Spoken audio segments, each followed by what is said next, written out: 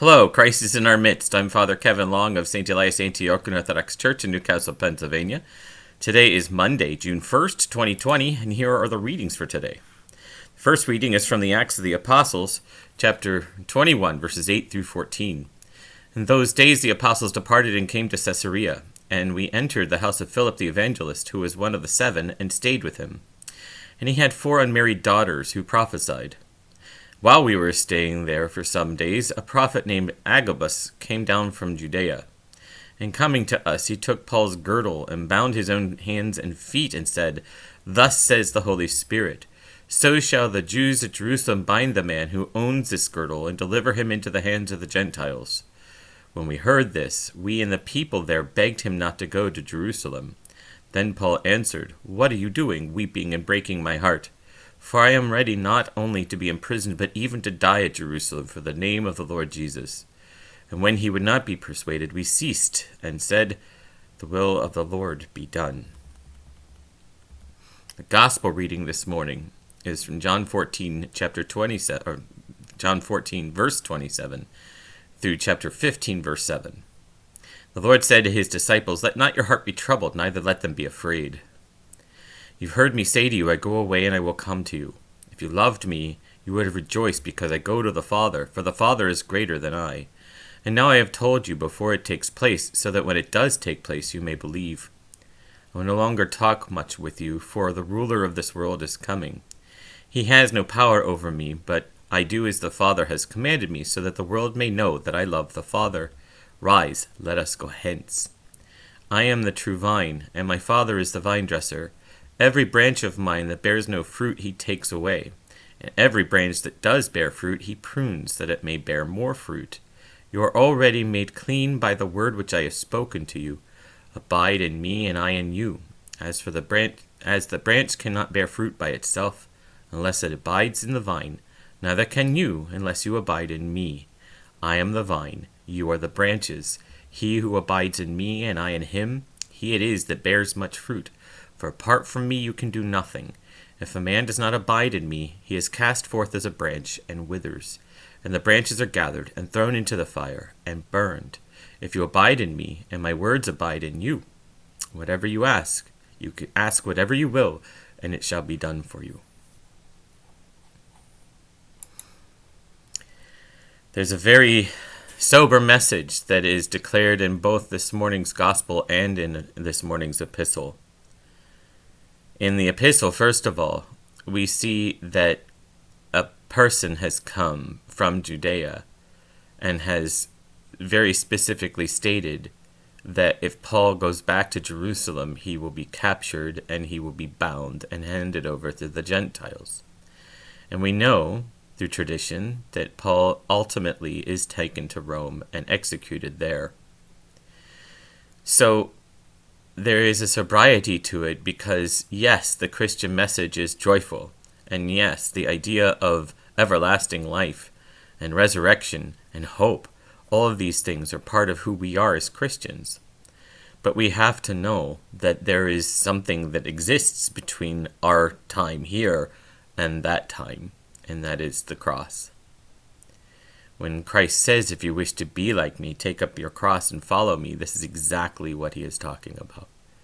We cannot go through this life and not expect to have some kind of trial or tribulation or suffering, because this world, by its very nature, has those kinds of things in store. Think about it. Even if all people were kind and gentle and docile like sheep, we would still have to deal with earthquakes and tornadoes and hurricanes and floods and fire and all sorts of different trials and tribulations. So we need to understand that this is part of just how things are, and this is the way that the world is. In Paul's case, of course, he's not dealing with natural phenomenon, although he did suffer several shipwrecks during his journeys throughout Asia and into Lower Europe.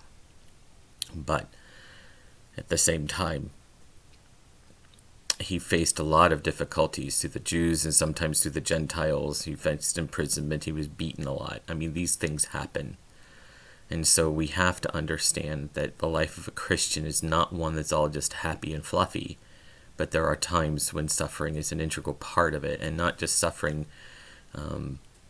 personal suffering on the level of, a disease or an illness or something like that, but sometimes we may actually find ourselves persecuted for what we believe.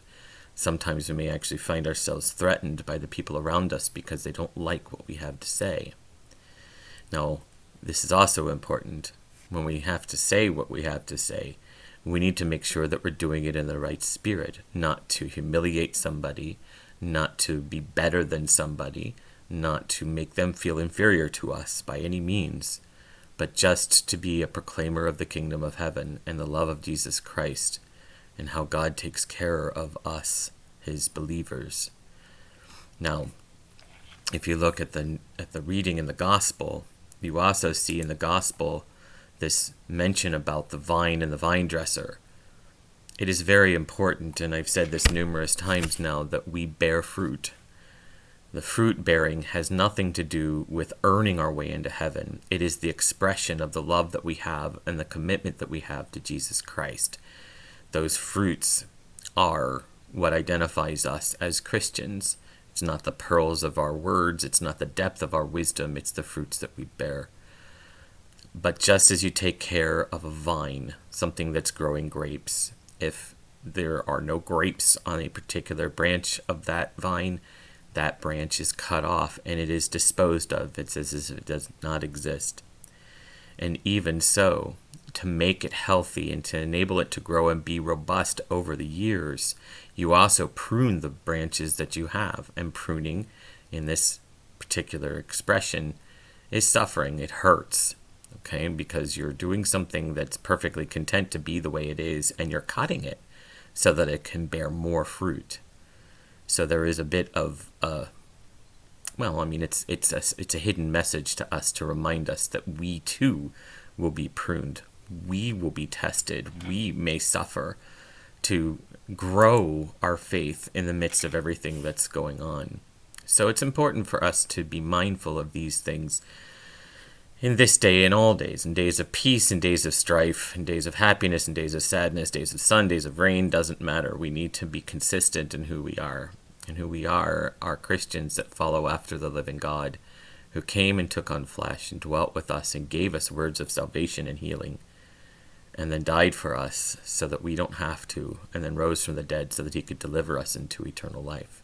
Our lives are his, and ultimately they are for him to do with as he chooses. And so that means that sometimes we are put into positions we would rather not go. Well, he himself was in a position where he would rather not go.